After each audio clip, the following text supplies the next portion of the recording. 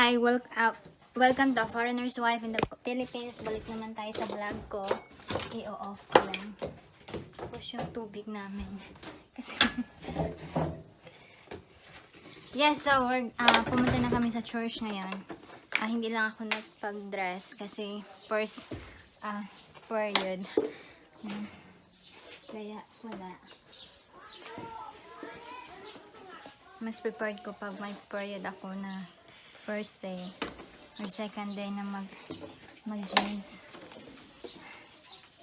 Wala na ba akong nakalimutan? Dad, you're there. Okay.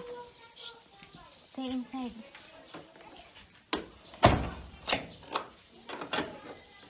Lalaki mo na.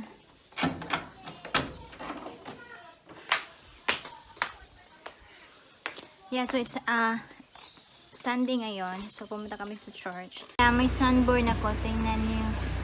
Sabi ko kay Terence na itim-itim ko. Yeah. May pimples din. Pero okay lang.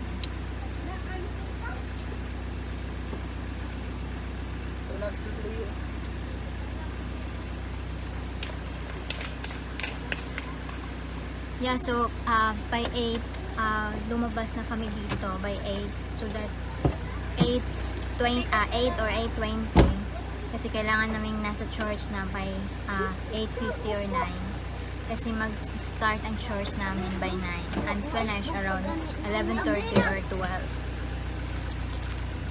12. Nandito kami sa huli naming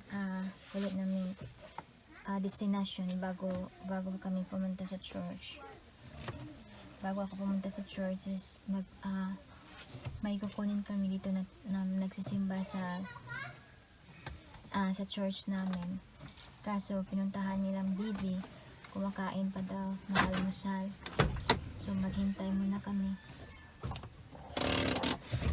ng ilang minuto. So ganun ang life. Yun si Terence naglilinis muna.